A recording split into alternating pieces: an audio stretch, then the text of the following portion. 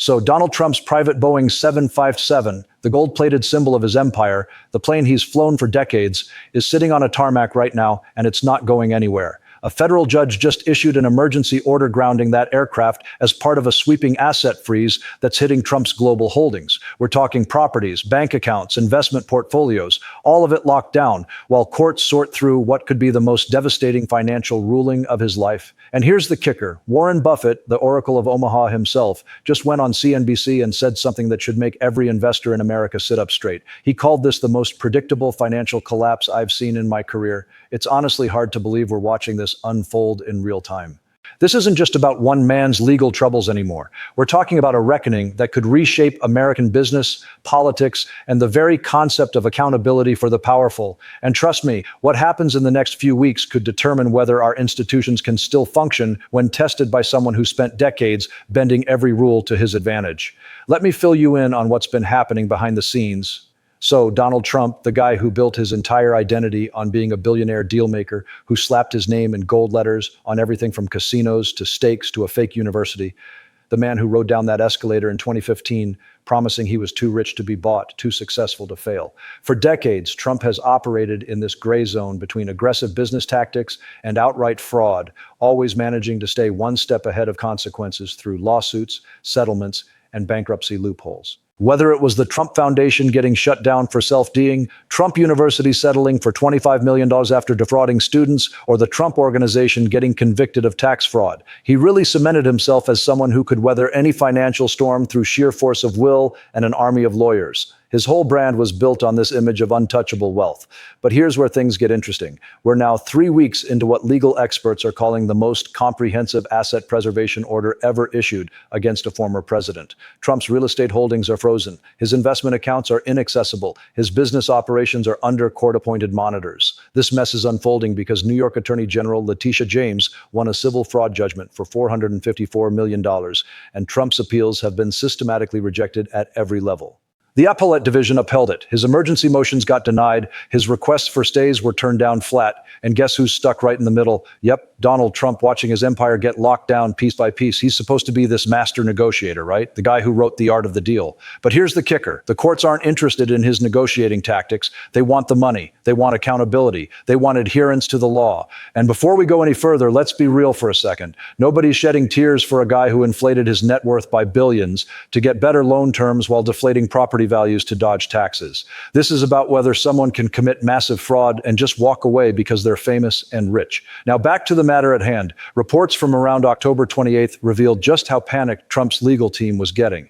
Judge Arthur Engoron, who presided over the fraud trial, labeled Trump's latest appeal attempt as frivolous, and even went as far as to say it showed a disturbing pattern of delay tactics designed to frustrate legitimate creditors. Talk about strong words. Essentially, the judge was calling Trump a fraud artist for trying to hide assets while claiming he couldn't possibly come up with the bond money. And this wasn't a private conversation. Judge Engoron made sure to air his concerns publicly in a written order, making it clear that he was not buying Trump's Poverty Act for a second. This announcement sent shockwaves through financial circles because it raised all sorts of questions. If Trump, the self-proclaimed multi-billionaire, couldn't post a bond without claiming financial hardship, what did that mean for everyone who'd been taking his word about his net worth for decades? Was the whole thing a house of cards? Now, this isn't the first time we've seen this pattern. Trump's loyalty really only extends to himself. And whenever institutions stop bending to his will or people stop being useful, he turns on them with a vengeance. We've spotted this pattern time and time again. Just think about how he turned on Jeff Sessions right after the Attorney General recused himself from the Russia investigation. Sessions had been one of Trump's earliest and most loyal supporters, the first senator to endorse him. But the moment Sessions followed Department of Justice ethics rules and stepped aside from overseeing the Russia probe, Trump publicly humiliated him, called him weak, and eventually forced him out. Sessions' reward for years of loyalty, public degradation, and a destroyed reputation. Then there was Bill Barr. Trump wasn't pleased when his hand-picked attorney general refused to go along with election fraud conspiracy theories after the 2020 vote.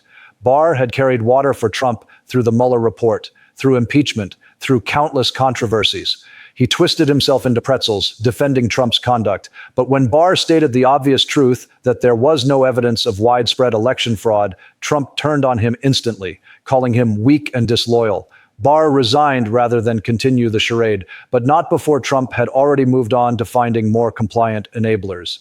And let's not forget how he distanced himself from Mike Pence when his own vice president refused to overturn the 2020 election results on January 6th. Pence had been the ultimate loyal soldier for 4 years, defending every Trump scandal, standing by during every crisis, never breaking ranks publicly. His reward, a mob chanting, "Hang Mike Pence," while Trump watched on television and did nothing for hours. Even Kevin McCarthy faced a similar fate when the former speaker couldn't deliver on Trump's impossible demands. McCarthy had graveled, had gone to Mar-a-Lago after January 6th to make amends, had defended Trump through everything. But the moment he couldn't control his caucus completely, Trump withdrew support and McCarthy got ousted. Now it looks like our entire legal and financial system is in the hot seat. This pattern is becoming all too familiar. Institutions can bend over backwards trying to accommodate Trump, can give him every benefit of the doubt, can extend deadline after deadline, but the moment they actually enforce the law or refuse to grant him special treatment, he attacks them as biased and corrupt. You can show all the difference in the world and treat him with kid gloves every single day, but the moment you hold him accountable or cease to be useful, he'll tear you apart without a second thought. So what did Trump do to trigger this massive asset freeze? Well, it all boils down to a simple principle. If you lose a civil fraud case and get hit with a $454 million judgment, you need to post a bond while you appeal. Otherwise, the state can start seizing your assets to satisfy the debt. The impasse happened because Trump claimed he couldn't possibly secure a bond that large while simultaneously insisting he's worth billions. New York was trying to protect taxpayers and fraud victims by requiring the standard legal bond, while Trump was attempting to get special treatment through endless appeals and delay tactics. Ultimately, properties just sat there with liens attached since no one was willing to bend the rules. As the defendant in a massive fraud case, Trump decided to take a defiant stance. He filed emergency appeals and refused to acknowledge the legitimacy of the judgment. His approach seemed to be just drag everything out, claim persecution, and hope something breaks his way politically. At first, some conservative legal commentators seem to be on board with this idea. They appreciate fighting spirit and the notion of standing up to what Trump calls political prosecution. But here's where things started to go wrong. But as the appeals dragged into their third week, some serious issues started cropping up. Asset valuations were dropping. Insurance companies were backing away from the bond question. And international banking partners were getting nervous about their exposure. While Trump's team were steadfast in claiming persecution, predictably, the financial markets began to shift their assessment of Trump Organization's solvency. Reports indicated that major banks were increasingly concerned about their loans to Trump properties potentially being underwater. This was the moment financial institutions began to sweat a little. You see, banks value stability, predictability, and above all, legal compliance. They don't want to be tied to a fraud judgment that's triggering asset seizures across multiple jurisdictions. That's definitely not the partnership they signed up for. And then Trump went ahead and made a move that, according to financial analysts, was a serious misstep. Trump started looking for ways to avoid the bond requirement altogether and figured he should just get the appeals court to waive it based on financial hardship. He even considered selling off properties at fire sale prices or bringing in foreign investors with questionable backgrounds. But then when Judge Engoron caught wind of all this, he absolutely lost it. In the judge's eyes, claiming poverty while owning billions in real estate is just a transparent attempt to game the system. Trying to offshore assets, that's evidence of bad faith that could justify even harsher penalties. Any defendant who dares to hide assets while appealing a fraud verdict is instantly labeled a flight risk engaged in ongoing fraudulent conduct. Now, this left Trump in a tight spot. On one side, he really needs to maintain the billionaire image to sustain his political brand and business empire. His entire identity depends on being perceived as fabulously wealthy and successful. The MAGA base will start questioning his competence if he admits he can't come up with $500 million. On the flip side, he actually has to comply with basic legal requirements that apply to every other defendant in America. That means either posting the bond through legitimate channels, accepting the asset freeze, or starting to liquidate holdings to pay the judgment.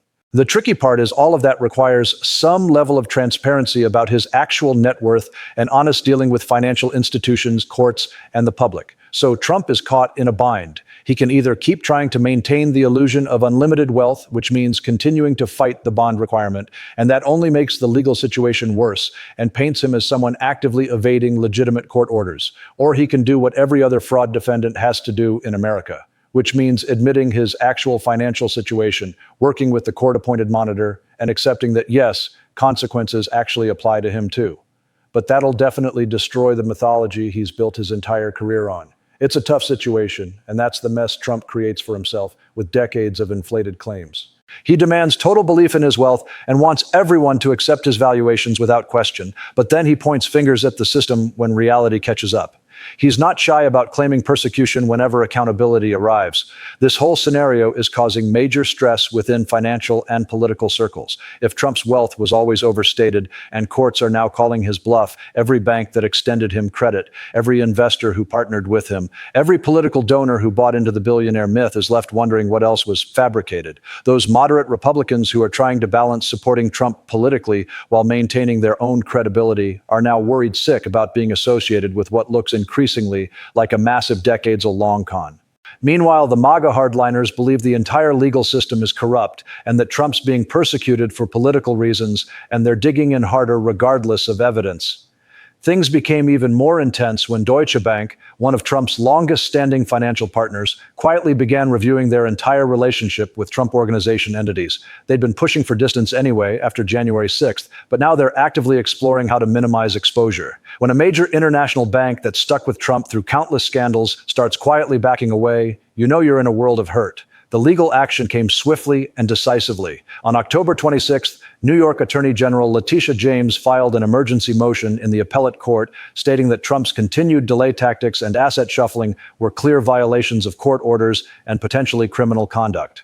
She pointed out that the New York State Constitution and appellate rules require defendants to post bond or face asset seizure, no exceptions, regardless of wealth or political position.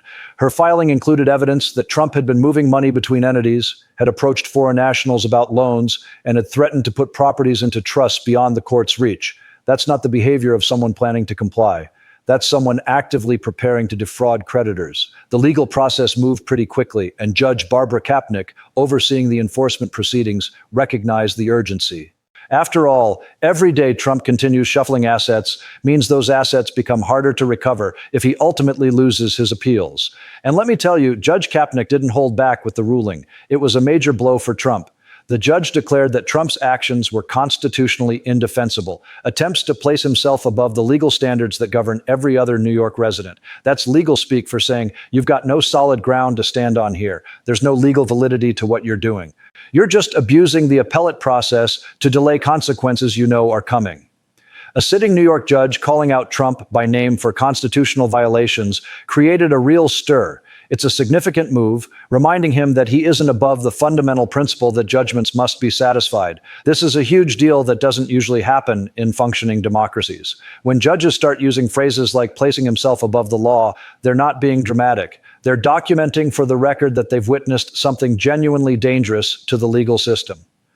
Legal experts are noting that we haven't seen an asset freeze this comprehensive against a major political figure since Ferdinand Marcos. Andrew Weissman, a former federal prosecutor who's prosecuted mob bosses and corporate fraudsters, went on MSNBC and made a statement that really should catch everyone's attention. He said that any competent attorney would have told Trump that trying to avoid a bond through delay tactics and asset hiding was going to backfire catastrophically. The courts have seen every trick in the book, and trying to play games with a fraud judgment is basically begging for criminal contempt charges on top of everything else. Just think about that for a moment. A prosecutor who took down Enron executives and Gambino family members is saying Trump's legal strategy is worse than what organized crime figures attempt. And this is coming from someone who understands how white-collar criminals think and operate. Joyce Vance, a former U.S. attorney and current law professor, mentioned that the combination of a massive civil fraud judgment, documented asset hiding, and defiant public statements creates the worst possible situation for a defendant. Any one of those things is serious. All three together, that's when prosecutors start thinking about criminal charges for obstruction and contempt. When legal experts from both prosecution and defense backgrounds start tossing around terms like criminal exposure and obstruction, that's the moment to really pay attention. So let's break down what this showdown could mean, because it's not just a captivating legal story. It has serious consequences for how our financial system and democracy operates. First up is the immediate political fallout. Trump is already facing significant backlash due to his 4 criminal indictments, and his approval ratings among independent voters are tanking. Republican candidates in swing districts are getting anxious about the 2024 elections, which is definitely adding to the tension. Now, add billionaire who can't post $500 million in bond money to the narrative. And honestly, that's not the best look for him. Most folks in America have a good deal of respect for the courts as a vital part of our system, even if they don't always agree with specific rulings. Watching Trump openly defy court orders while claiming he's being persecuted isn't playing well outside his hardcore base. Democrats are definitely planning to take advantage of this situation. They'll argue that Trump believes he's above the law and does not hold basic legal accountability in high regard. And they'll have Judge Kapnick's ruling backing up those claims. This is going to be Exhibit A in proving that Trump thinks rules only apply to other people. You can expect to see clips of Trump's gold-plated jet sitting grounded on a tarmac popping up in Democratic campaign ads, speeches, and debates. The visual metaphor is just too perfect. The symbol of his supposed success literally going nowhere because he couldn't follow the law. Now, let's touch on what this means for the financial system itself. Federal regulators have been working hard to keep politics out of banking oversight, wanting the system to be viewed as above partisan influence. But by taking this aggressive enforcement action, they've waded right into a political controversy. Trump and his supporters are now poised to attack everyone involved, implying bias and questioning motives, which complicates things for financial institutions, trying to maintain their image as neutral entities, dealing only in facts and numbers. Yet banks and regulators probably felt they had no other choice. If they stayed silent while Trump shuffled assets and defied court orders, the entire concept of financial accountability would take an even bigger hit. What kind of message does it send if someone can commit fraud, lose in court, and then just ignore the consequences because they're politically powerful? This situation shines a massive spotlight on equal justice under law. At the heart of the issue is whether Trump can just defy court orders and hide assets whenever he feels like it. If he gets away with that, it could totally change how our legal system operates. The whole point of civil judgments is that they can be enforced. When someone loses a fraud case, they pay the damages. When they appeal, they post a bond to protect the other party while the appeal proceeds. These aren't arbitrary rules designed to persecute anyone. They're the basic mechanisms that make our legal system function. They apply to everyone, from the poorest defendant to the wealthiest CEO. The system was designed this way specifically to prevent the powerful from using endless appeals and delay tactics to avoid consequences indefinitely. But Trump has always been uncomfortable with those limitations. He craves total control and special treatment. If this asset freeze gets overturned based on his claims of persecution, that's a significant boost to the idea that political figures can opt out of legal accountability, and it opens the door for future leaders to misuse that precedent. So the implications of this case reach far beyond just Trump and New York. It's about shaping the structure of American accountability for many years to come.